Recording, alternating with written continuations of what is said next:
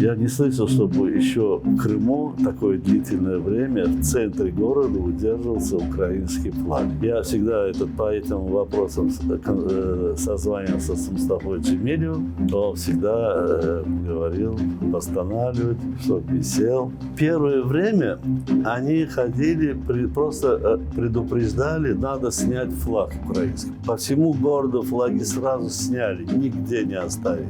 Я не снимал, я говорю, не буду снимать, просто так.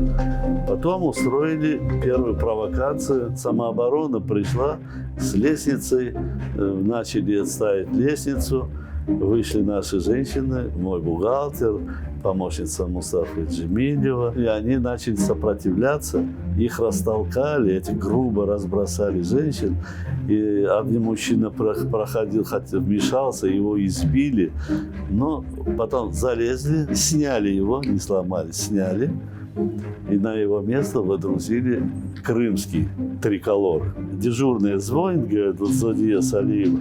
Ну, они, говорят, вот так поменяли этот флаг, повесили туда. Что делать? А я ничего не подумал, ни о чем. Я говорю, сними, выброси. Я говорю, я один украинский, у меня там на складе есть. А я еду, тороплюсь, еду, ну, пробки.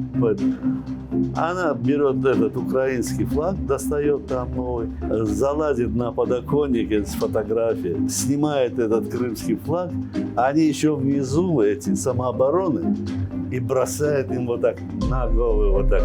Ну, это подвиг, я считаю, незамеченный почему-то и невознагражденный. Такая смелость и дерзость. Она могла сама упасть в окно, выпасть, там очень неудобно. Они опешили. Они не смогли больше повторить свою провокацию и поставить лестницу и опять вставить знак. Они взяли и ушли. А она водрузила украинский флаг. Потом впоследствии было ночное нападение. Люди в масках, балаклавах, трое, вооруженные. Видно было в руках пистолет у одного. Забрали и унесли. Просто унесли украинский флаг. До утра флаг уже утром украинский опять на месте висел. Трижды наш флаг, это украинский, снимали, знаете, кроме этого были взрыв-пакеты, просто дверь открывали, забрасывали какие-то взрывные самоделки. 8 месяцев, получается, со дня оккупации мы удерживали этот флаг.